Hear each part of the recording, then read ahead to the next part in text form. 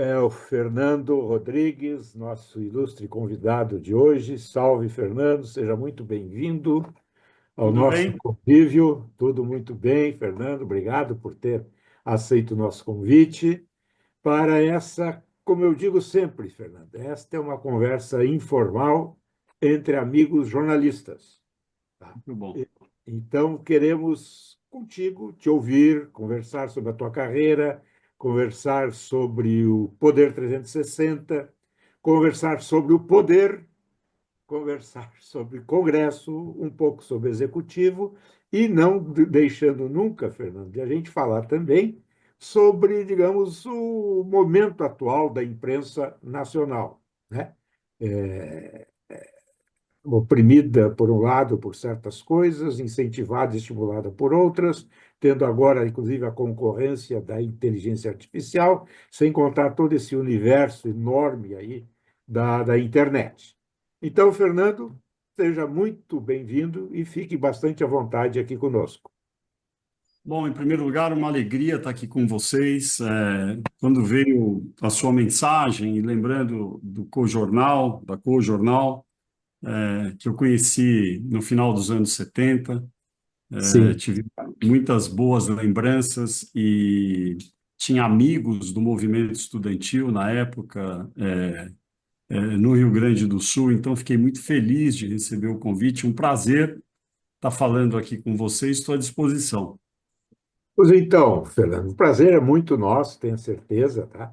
De estar falando com uma pessoa como tu, que tem uma longa e vitoriosa trajetória na carreira jornalística.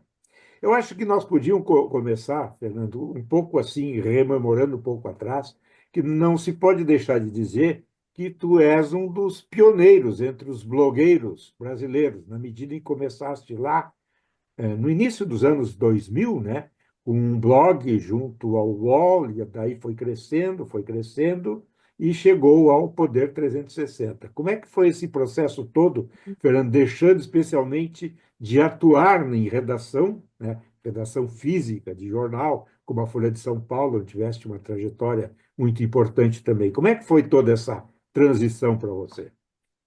Olha só, talvez, se você me permitir, de maneira bem breve, falar um pouco até da parte anterior, porque não há a minha vida no digital sem a vida anterior.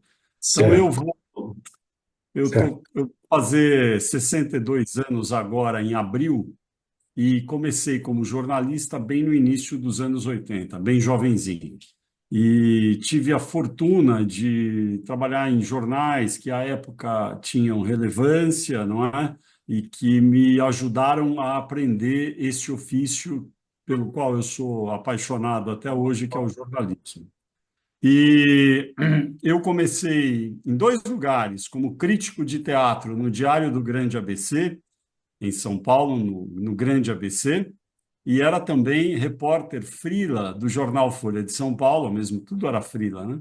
Do Ah, jornal Folha de São Paulo, que tinha uma editoria, veja você, que chamava Folha Informática. É uma palavra que nem se usa mais. Mas eu é. gostava muito de tecnologia e, enfim, comecei, fazia críticas de teatro para o Diário do Grande ABC e trabalhava como freelancer também, né? Os dois eram freelance na Folha de São Paulo. Aí eu acabei fazendo mestrado, logo depois que me formei jornalista, na Inglaterra. Quando voltei do mestrado, daí acabei virando repórter de economia da Folha de São Paulo, aí formalmente contratado, anos 80 lá atrás. Aí, sucessivamente, fui ficando no jornal, trabalhei em alguns lugares, algumas televisões, fazendo análise e rádio também, mas o meu emprego ao longo do tempo, sempre o mais contínuo, foi o da Folha, onde tive a alegria de poder ser correspondente, primeiro em 88, em Nova York. O chefe da operação lá era o Paulo Francis, então fui, enfim, uma espécie de assistente lá do Paulo Francis por um tempo. Depois voltei, teve a campanha presidencial de 89, daí fui para Tóquio ser correspondente. Aí, depois de um ano, passei quase 2 anos em Washington como correspondente, voltei, virei editor de economia, Aí, em 96, e aí já faz muito tempo, me tocou o telefone na minha casa, era o chefe de redação na época, que já morreu, Otávio Frias Filho, me dizendo que o Gilberto Dimenstein, também já morreu muito jovem, iria sair de Brasília e se eu desejaria ocupar o lugar do Gilberto aqui, porque o Gilberto tinha uma coluna que era publicada no jornal. Aí eu me mudei para Brasília e, enfim, estou aqui até hoje. No ano 2000, depois de ter ajudado um pouco na construção da operação de internet da Folha de São Paulo, que foi batizada de Universo Online, e era uma brincadeira até na época, porque nos Estados Unidos havia um portal que era América Online. Aí falamos, não, nós vamos fazer um logo para o universo inteiro. Daí chamou-se Universo Online, e, e que é o UOL até hoje. Daí eu, no ano 2000, dia 18 de abril, comecei a fazer um blog sobre poder, não só sobre política, sobre poder no UOL. Aí já como uma empresa. E o portal, os portais são uma jabuticaba brasileira, não é?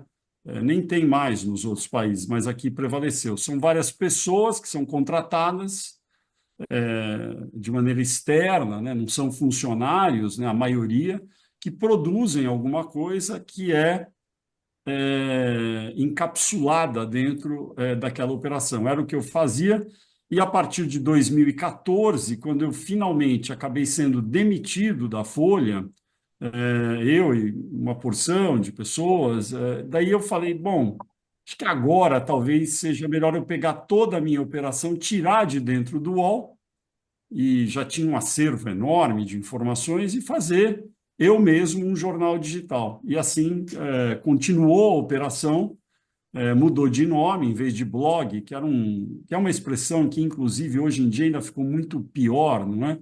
Aí virou um jornal digital chamado Poder 360 e estamos assim, se passaram 25 anos.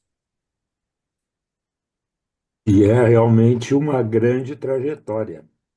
Então, pois essa é a questão. Então, essa transição para a web foi uma coisa que acabou acontecendo, digamos, naturalmente, nesse Sim, teu. sim, muito natural, porque eu participei do grupo lá inicial que, que fez o UOL. Para vocês terem uma ideia, o meu e-mail, que eu tenho até hoje, naquela época tinha restrição do número de caracteres para fazer um e-mail, né? Hoje em dia você faz de qualquer jeito, mas naquela época não. E havia umas 20 pessoas, eu era uma delas. E o meu e-mail até hoje eu tenho um pessoal, nem uso tanto, é fernando@uol.com.br. E é difícil de conseguir esse nome, porque tem muitos Fernandos, não é? Então, eu sempre estive envolvido muito com tecnologia, sempre me interessei muito. Quando os computadores chegaram na Folha, nos anos 80, eu fui um dos poucos, eu não reclamei nada, eu achei maravilhoso, mas tinha muita gente que reclamava, não queria continuar na máquina, etc. Achava que era algo que era muito bom, na verdade, e de fato foi, não é? Muito mais fácil escrever num computador do que numa máquina e numa lauda. Ah, por suposto. Fala, Flávio Dutra, queres fazer uma pergunta? Sim, bem objetivamente, como é que se dá a sustentação de um portal como o 360? O que arrecada? É rentável? Dá para sustentar? Dá para sobreviver? Dá para reinvestir? Oi, Flávio, obrigado. Só dizendo que a gente prefere sempre dizer que a gente é um jornal digital, diferentemente do portal. Por quê? Tudo que é produzido no Poder 360, e a gente até ultimamente chama só de Poder, no Poder, é próprio. São cerca de 100 funcionários formalmente contratados, com carteira assinada. É uma empresa formalmente constituída, tem sede, tem código de conduta, política de compliance, etc. E a forma de rentabilizar o produto, ela não é muito diferente do que era dos bons jornais na época em que existia apenas a plataforma em papel. Nós temos publicidade, Temos um departamento comercial que vende espaço publicitário, né, os banners, né, enfim, como num jornal de antigamente era no papel. Nós temos assinaturas de um produto jornalístico que só vai para assinantes, porque nós não acreditamos no modelo de microassinaturas, porque, de fato, ele não deu certo na maioria dos países, o New York Times sendo uma exceção, mas mesmo no Brasil, os jornais tradicionais têm dificuldade de ter o número necessário de assinantes para sustentar a sua operação. Nós preferimos copiar um modelo, no sentido de homenagear, copiar sempre é homenagear, o Político.com dos Estados Unidos, o Axios, que tem o site, o endereço na internet aberto, porque assim você não espanta uma parte dos leitores que se irrita a toda vez ter que colocar a senha para entrar. Então, o conteúdo do Poder é aberto, porém, nós temos um produto muito específico, que é o Drive, que é uma newsletter que vai de manhã, 6 da manhã, 1 da tarde, 8 da noite, e é por isso que às 7 horas eu vou ter que deixar vocês, porque eu tenho que participar do fechamento, que vai para os assinantes pagos. Em geral, a maioria, 99%, corporações, porque é uma assinatura cara, porque é um produto feito por 100 pessoas formalmente contratadas, jornalistas profissionais, que fazem o Poder e fazem o Drive. E é assim que a gente, enfim, rentabiliza, paga as contas no fim do mês, e tenho muito orgulho de dizer, todos os jornalistas são formalmente contratados, os salários são competitivos, e a empresa, enfim, tem crescido a cada ano. Então, o Poder 360 realmente é um ponto diferente na curva que a gente vê, né? Especialmente no jornalismo hoje. Tu diria que o Poder 360 é o futuro agora presente? Ele resolve o problema, essa crise fantástica que a imprensa convencional está enfrentando hoje? Eu acho que a gente ajuda ao apontar algum caminho, mas eu gostaria de lembrar, eu sou de São Paulo, embora more em Brasília. Em São Paulo, no interior, eu sou caipira, sou do interior. E lá no interior tem uma frase que é muito falada, que é: você vê as pingas que eu tomo, mas não vê os tombos que eu levo. Então, é muito trabalho que vocês veem quando entram no poder360.com.br, está lá. Agora, por trás, é uma operação enorme. Agora mesmo, antes de entrar nessa reunião, a gente tem manual de redação, tem reuniões para ficar aprimorando, refinando os métodos. Agora mesmo eu entrei na redação porque tem 2 títulos hoje com uma expressão abominável, que é assim: Supremo forma maioria. Quer dizer, essa expressão é um erro, é uma aberração. O Supremo tem maioria, não forma, ele tem maioria para autorizar Flávio Dino, Moraes e sei lá quem no julgamento do Bolsonaro. Por que falar forma maioria? Daí tem alguns vícios que os repórteres têm, a gente tem que continuar fazendo um trabalho contínuo de aprimoramento para a empresa oferecer bons textos, bem apurados, sem erros e, sobretudo, padronizados, porque na internet, diferentemente do que no jornal em papel, as pessoas não têm tempo, elas não se detêm em um texto da forma que se detinham quando abriam o jornal na mesa, ou no ônibus, ou no trem, ou no avião. Elas leem tudo no celular. No celular é mais difícil se concentrar, e se você tiver um erro, se você enrolar demais, a pessoa vai embora.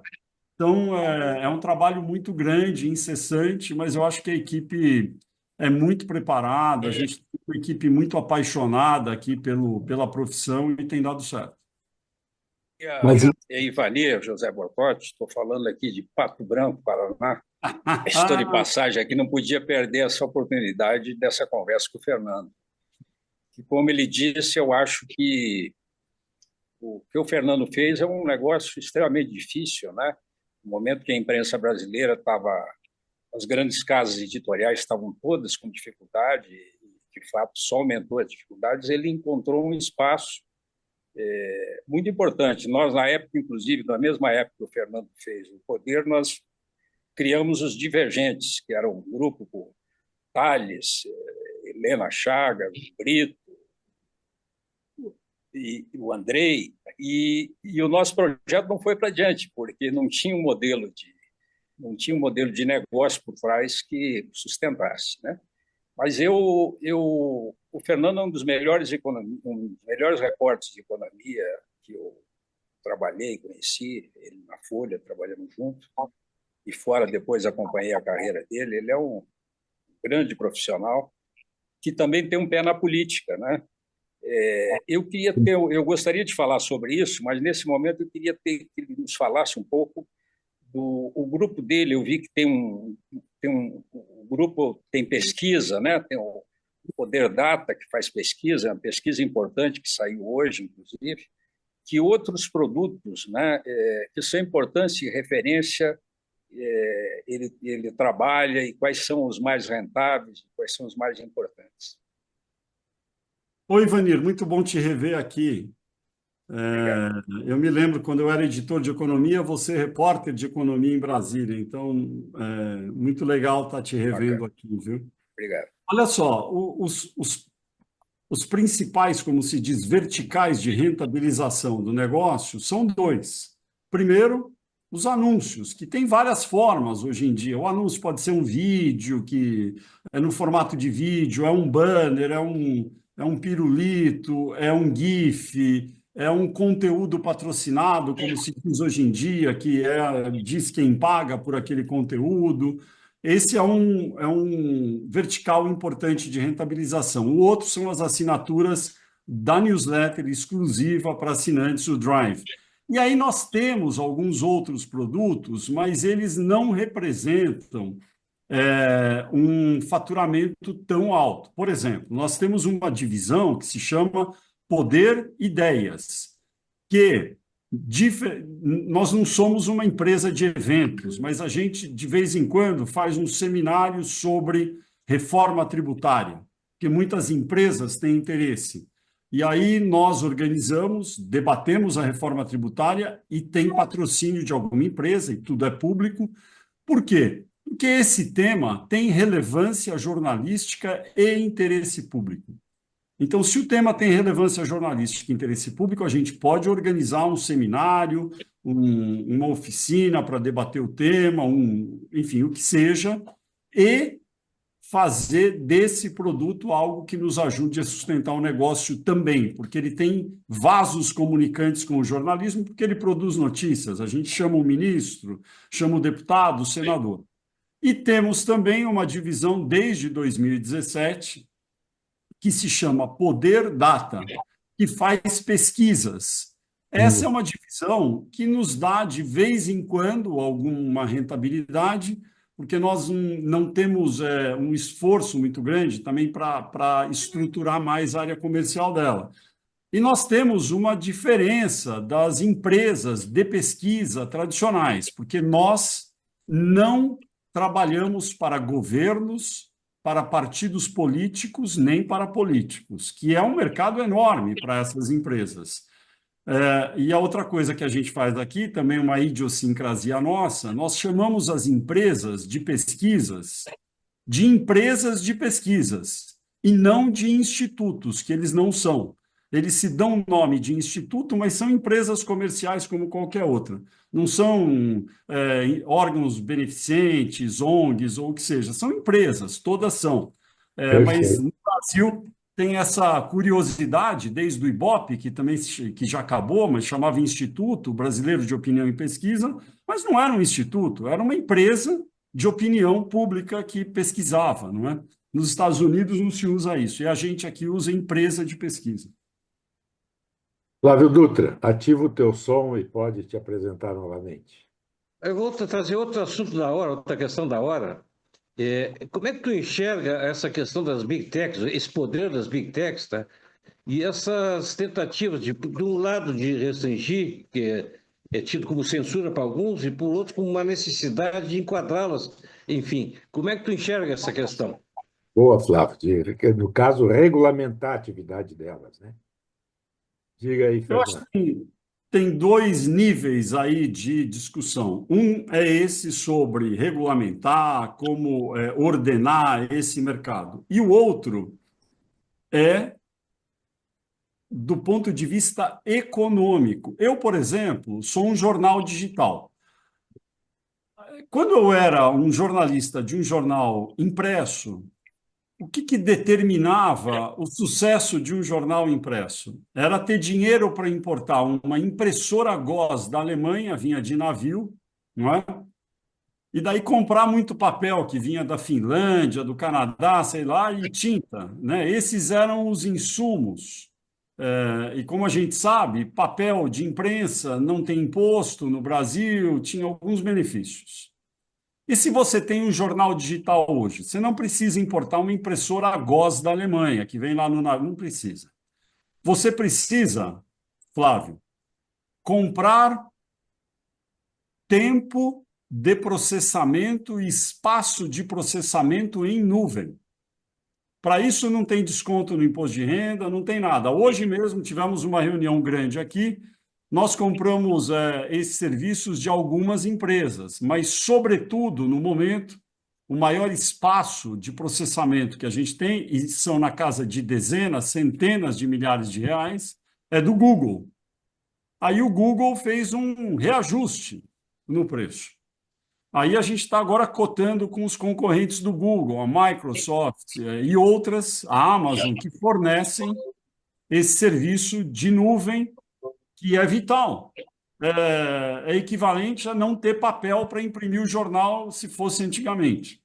Então, esse é um tema muito importante, né? Os jornais, que foram muito relevantes no passado, conseguiram isenção de imposto para papel de imprensa e vários outros benefícios.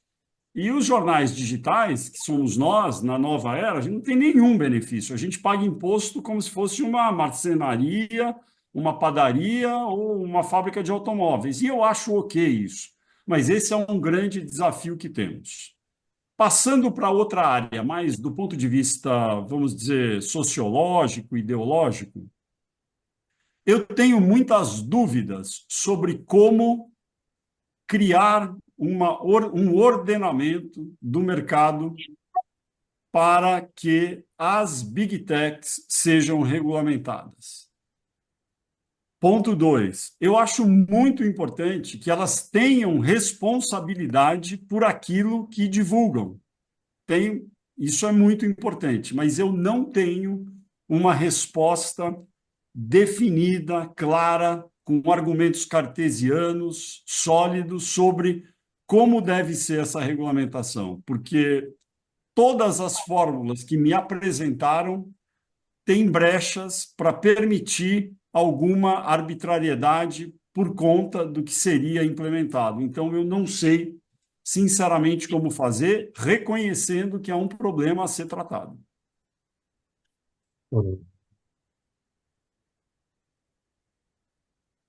Vamos lá, pessoal. Bom, Vera, Vera, diga. o Fernando, tudo bem? Prazer, Polidoro.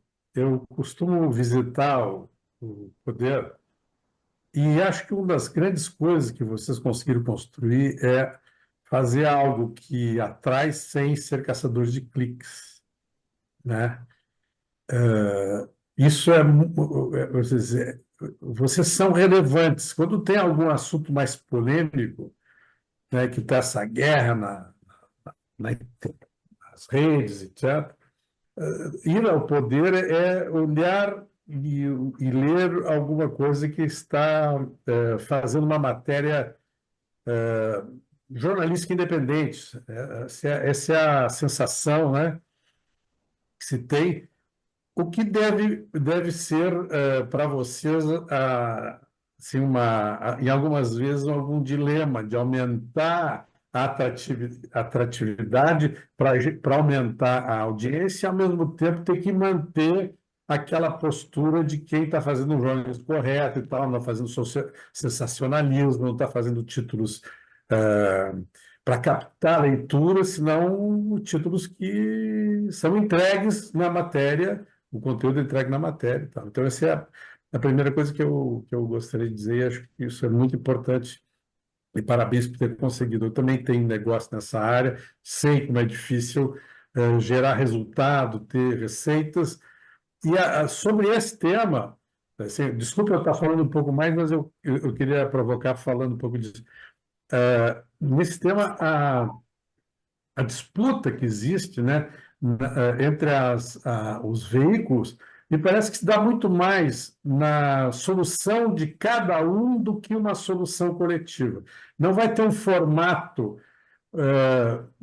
O meu projeto, nosso projeto Amanhã, que se chama Amanhã, que é uma plataforma que trata de temas de economia e gestão de negócios dos 13 estados do Sul, faz rankings regionais, enfim, é o principal portal fora de São Paulo que trata desse tema que eu falei agora.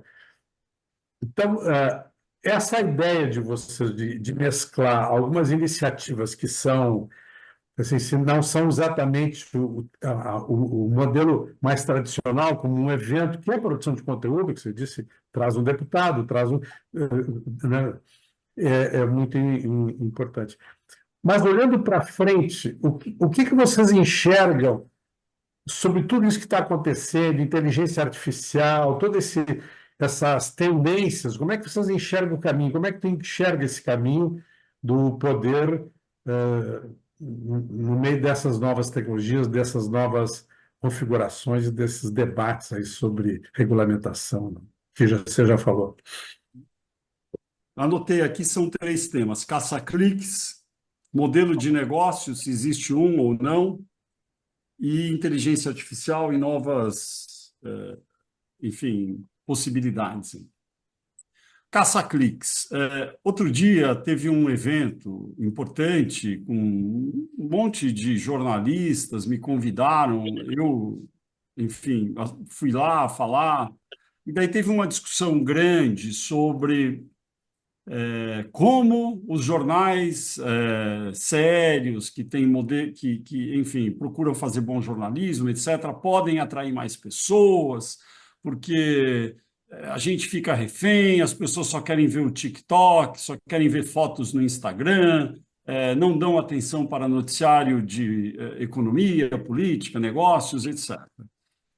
Aí eu tenho uma opinião sobre isso.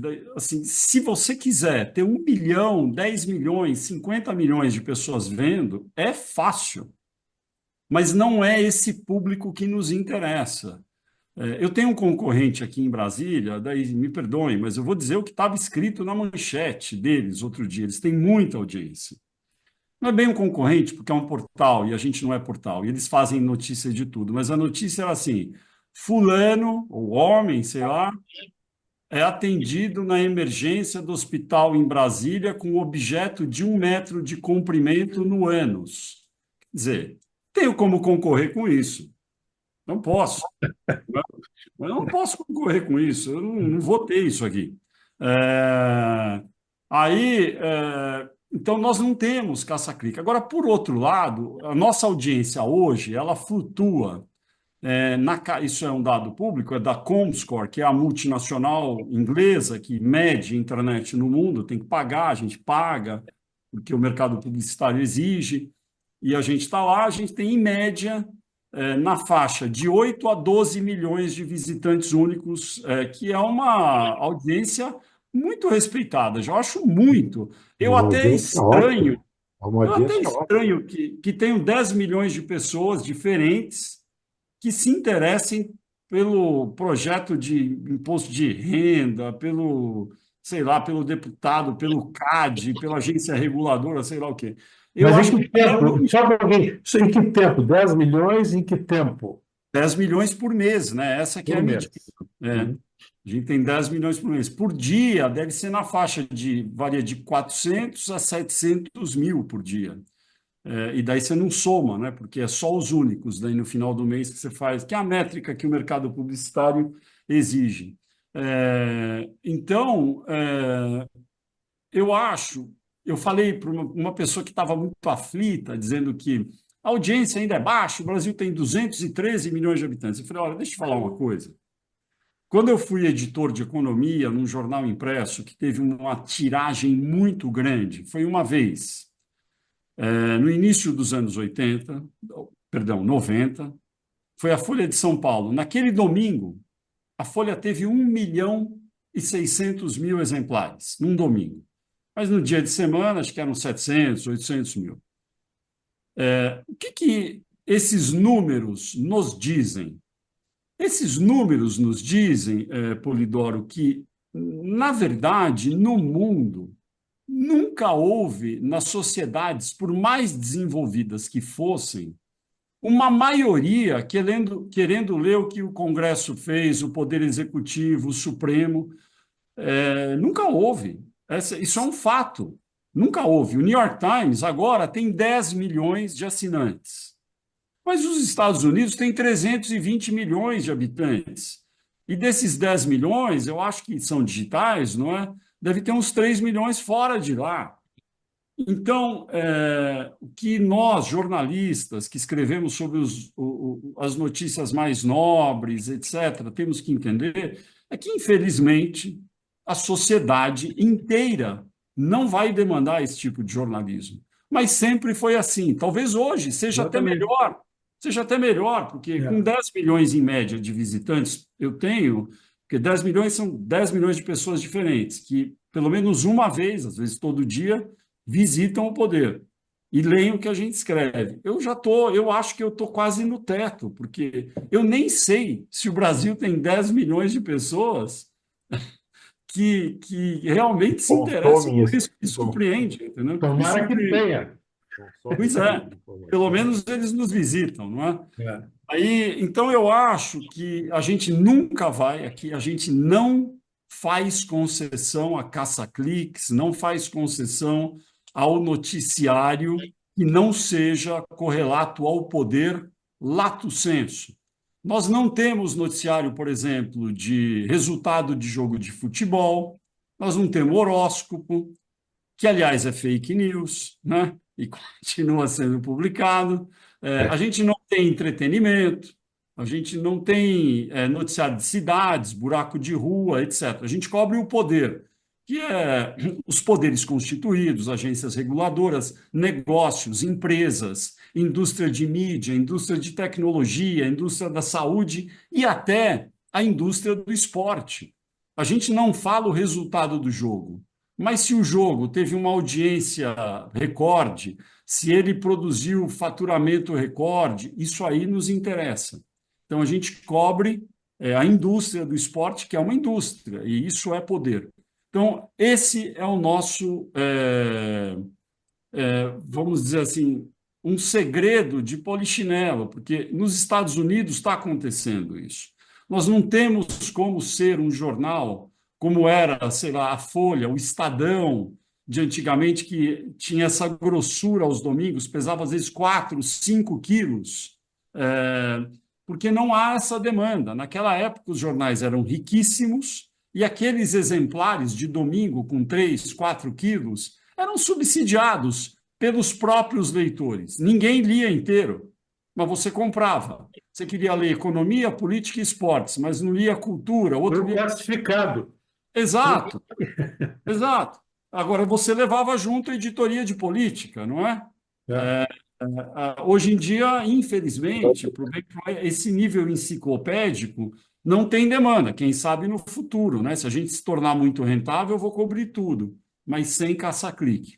O outro ponto que você falou é sobre o negócio, se existe um modelo ou cada empresa tem o seu. Eu acho, Polidoro, que o modelo de financiar o jornalismo que a gente utiliza não tem nenhum segredo, ele é muito parecido com o de antigamente. Então, eu acredito que exista um modelo possível, né? No nosso caso, eu estou usando um modelo que é vender anúncio, vender assinatura, basicamente, não é? Então, esse é um modelo. Agora, dá trabalho, porque você tem que ganhar atração. Você sabe que quando eu decidi sair do UOL, eu estava lá, eu tinha muita audiência lá, porque é um portal muito grande, né? Como comparação, eu tenho 10 milhões, o UOL tem por mês 80 milhões de visitantes. Eu tenho 10. Mas, assim, eu estava lá. Quando eu aparecia lá, era muita audiência. Aí eu saí. Você não sabe a depressão que foi, porque éramos 6, né? Aí a gente olhava que média online. Neste momento, 12 pessoas online. 10, 15. Era a gente e a nossa família, entendeu? Era quase secreto, não é? Aí, em um ano, realmente cresceu muito, porque aí trabalhamos, não é? Mas eu acho que o modelo pode ter um padronizado, que eu acho que funciona, é o nosso, e pode ter outros também. Mas é isso que eu estou dizendo. Eu acho que cada um vai achar um modelo que vai ter coisas parecidas com o outro, mas vai ter peculiaridades, né? O Brasil Journal tem um modelo deles lá, que é um modelo interessante, escolhe 2, 3 matérias importantes, uma matéria no dia, e atinge um público, principalmente no mercado financeiro e tal. O valor tem, porque a economia é um assunto que interessa a todo mundo e tem poucos veículos que trabalham como eles trabalham com a cobertura que um veículo da Globo pode ter, né? De todo o mercado, de bolsa, etc., né? Mas é isso, nós temos coisas parecidas com vocês, mas nós temos outras coisas que é, Bom, que é um evento, né? Mas eventos com outra característica, com premiação, com reconhecimento e tal. Claro, tentando manter aquilo que vocês também tentam, é um trabalho sério e contínuo e de audiência, de aumento cumulativo sem delírios, né? A escala é uma a escala, mas não escala na velocidade que outros veículos que fazem essas chamadas e essas matérias caça-níquel. Ficou Caça-níquel e um tópico, caça-clique. ficou um tópico para trás das questões que eu tinha apresentado inicialmente ali, por exemplo. Fala, Fernando. qual que é? É, eu não me recordo, mas eram 3 pontos: o caça-níquel, o modelo de negócio, e tinha uma terceira Ah, observação. acho que era inteligência artificial. Anotei. Não, tecnologias novas que vão criando outros modelos e a gente Como é que vai vocês Nós convivem? usamos, Como nós é que usamos vocês de maneira convivem, Fernando? intensiva inteligência artificial. Usamos de maneira intensiva. Temos um diretor de inovação. Das minhas cerca, um pouco mais de 100 vagas contratadas formalmente, acho que 17 hoje são só na área de tecnologia. São engenheiros, técnicos que ajudam a sustentar tecnologicamente a operação.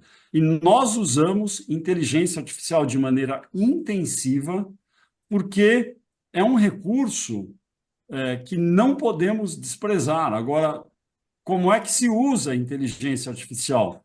Nós jamais publicaremos um texto feito exclusivamente por inteligência artificial, sem a curadoria humana, isso jamais. Agora, a inteligência artificial, ela realmente é uma revolução, mas eu gostaria de lembrar vocês, acho que todos aqui somos mais ou menos de uma geração parecida. Quando a gente estava nos anos 80 e precisava escrever Massachusetts, como a gente fazia? Tinha que olhar na enciclopédia, perguntar para o banco de dados, levantar a cadeira. Aí apareceu o Google. Você escreve de qualquer jeito Massachusetts, ele te dá lá, daí você vê, esse aqui deve estar certo porque é do New York Times, sei lá, daí você, já sei como é. Facilitou a nossa vida. O que é inteligência artificial? É algo um pouco mais evoluído que isso. Por exemplo, aqui a gente coloca um texto depois de pronto, dentro da inteligência artificial e pergunta: tem algum erro aí? Ela te fala em segundos. Olha, a data de hoje é 19 de março, não é 18 de março. É verdade. Me ajudou a inteligência artificial. Então, a gente tem usado muito dessa forma para evitar errar, para tornar mais preciso aquilo que é publicado e oferecer um jornalismo de qualidade melhor. Agora, eu acho que é um fetiche muito grande teve alguns jornais que publicaram as nossas normas para inteligência artificial. Tem alguns que de vez em quando escrevem assim: este texto foi produzido com auxílio de inteligência artificial. Com todo respeito, eu acho isso uma baboseira. Eu acho uma baboseira. Por acaso, nos anos 70 ou 80, quando a gente procurava na Barça ou na Britânica, como escreve Massachusetts, a gente escrevia: este texto foi feito com o auxílio da enciclopédia Barça? Não, Não, nem com, certamente não. não, e nem com o Google. Eu pesquisei no Google e descobri. E eu pedi para a inteligência artificial me ajudar a checar algum erro, e ela me ajudou, e tudo bem. E ela pode errar também, daí vai ter o humano ali. Não, não, ela está falando que é 19, mas é 18 a data, etc. Então, eu acho que essas tecnologias devem ser incorporadas sem medo e, obviamente, jamais substituindo o trabalho e a curadoria humana do jornalista. Fernando, esse é um mundo muito dinâmico, muito ágil, muito renovador, muito célere. Como é que dentro desse ambiente todo vocês se enxergam daqui a 5 anos com o jornal digital? Olha, a gente está, como eu vou completar 25 anos do Poder 360, dia 18, antes dessa nossa conversa, a gente estava produzindo um material e até teve essa discussão aqui.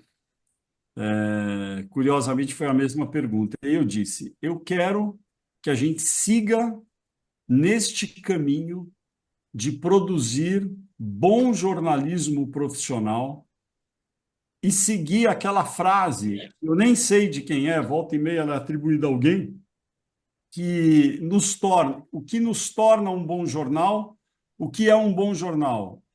Um bom jornal é a nação falando consigo própria.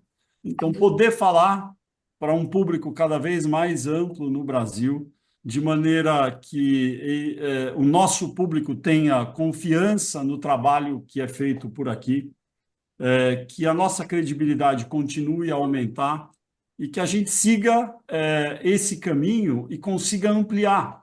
Hoje, 50% da minha audiência do Poder é no Sudeste, né?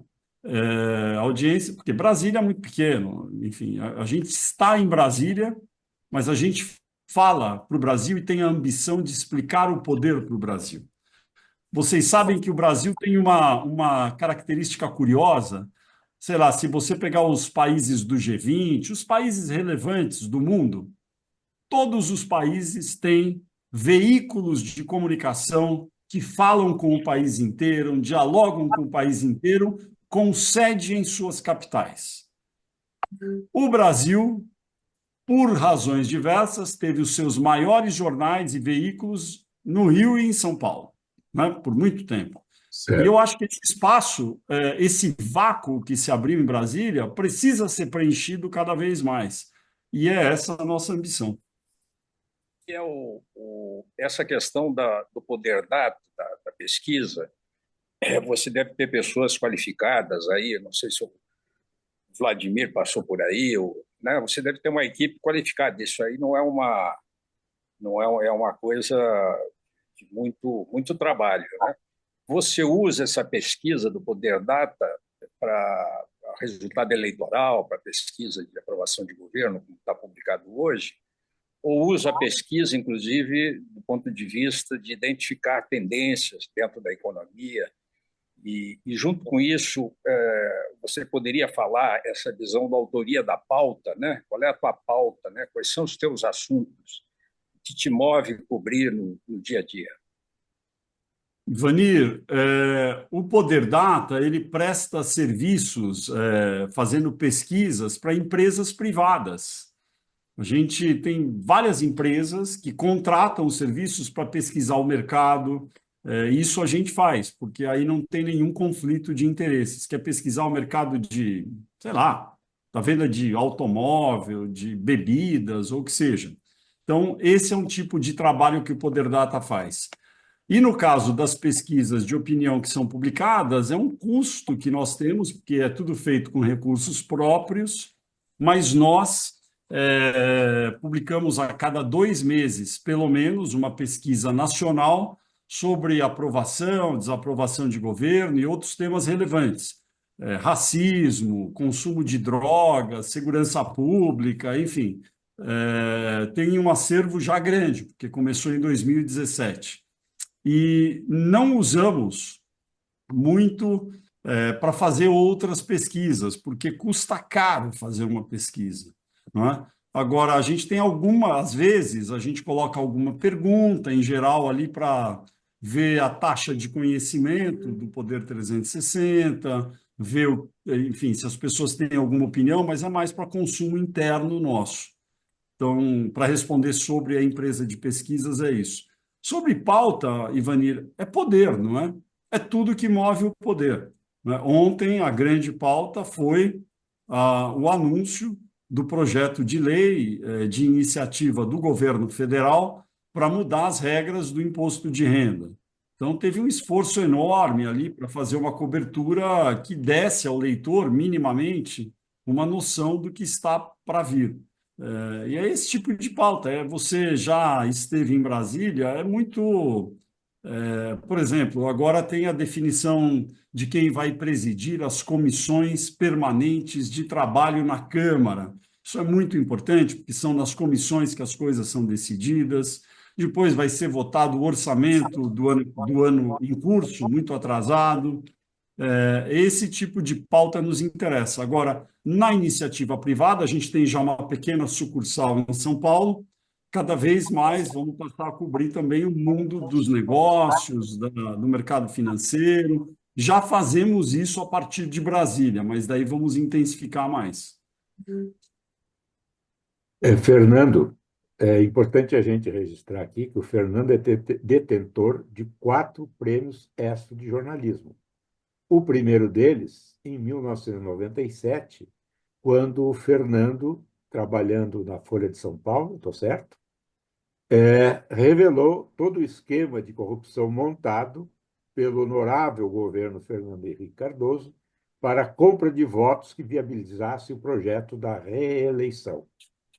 Fernando, a partir dessa grande experiência que tiveste como repórter, o que tu diria hoje sobre quem são os donos do poder no Congresso? Eu acho que os grandes donos do poder hoje são os partidos políticos que estão cada vez mais se estruturando. O volume de recursos que as legendas têm atualmente é incomparavelmente maior do que tinham no passado. E nós temos em curso uma reforma política eleitoral, que foi aprovada em 2017, e a cada eleição eleva o percentual da cláusula de desempenho. A cláusula de desempenho vai atingir o seu máximo na eleição de 2030, 3%, e a partir daí é possível que em 2031 tenhamos na casa de 8 a 10 partidos políticos representados no Congresso. Ainda é muito, mas é muito menos do que os 35 que já estiveram por ali. Com essa solidificação dos partidos, eles passam a ser entidades muito, muito poderosas no ambiente do poder, na política aqui em Brasília. Agora, você sabe, vocês todos sabem, o Brasil é um país presidencialista. E o presidente da República, seja ele quem for, tem muito poder, tem poder enorme. Então, eu vejo também o presidente da República com um poder gigante e, neste momento, enxergo uma certa hipertrofia do Supremo Tribunal Federal, do Poder Judiciário, que atua quase como um poder moderador, que não é o que estava na Constituição atribuído a ele, mas assim ele atua. Então, vejo também o Supremo com muito poder. Em função, basicamente, este poder do Supremo, em função da omissão do poder legislativo. Não é isso que acontece, basicamente? Essa é uma explicação sempre ouvida, né? Outro dia veio o Gilmar Mendes dar uma aula aqui, a gente está tendo um curso de trainees aqui, o Poder 360 é uma empresa educadora e formadora, então a gente está Parabéns, custeando um curso parabéns. de 15 jornalistas jovens que estão aqui, às nossas custas aqui, e veio o Gilmar Mendes, ele sempre deu uma aula aqui para os trainees, e sempre usa esse argumento. E eu ouço, não é? Eu sou jornalista, eu ouço, mas quando um poder se omite, não está escrito na Constituição que o outro deve tomar o lugar dele, não é? Também. Tem ali, há uma harmonia, né, que foi colocada até pelo Michel Temer no preâmbulo da Constituição, que os poderes são independentes e harmônicos entre si. E eu não, e eu creio que talvez o Supremo tenha, no meu entender, se excedido um pouco em alguns momentos. Porém, eu entendo, é a frase do Ortega y Gasset, o homem é ele e suas circunstâncias. Então, tem que analisar o momento e a conjuntura, né? Mas sem querer enaltecer o Supremo, nem minimizar o papel do Legislativo, o que a gente tem visto, Fernando, é a todo momento parlamentares, sejam eles deputados federais ou senadores, recorrerem ao Supremo para tentar invalidar ou alterar alguma norma votada pelo parlamento. Isso não é uma situação, não era uma situação comum até apenas uma década atrás, né? Verdade. Foi nos últimos anos que esta super ou hipervalorização do Supremo se deu em função desta fragilidade até do Congresso. Você não vê assim? Então, você sabe que o Supremo tem muito poder. Um dos poderes que o Supremo tem é quando chega o deputado Zezinho, do partido com 3 deputados, com uma ação direta de inconstitucionalidade, falar para o deputado Zezinho: não vamos analisar isso. Ele pode não reconhecer, ele não precisa, inclusive porque ele tem processos que estão lá há 30, 40 anos. É uma decisão do Supremo aceitar quando alguém entra com uma ação. O Supremo vai falar: não, não, isso aqui é assunto interno na corporis, não vou me meter. Então, eu acho que teria sido muito bom para a reputação do Supremo se, em alguns casos, ele tivesse rejeitado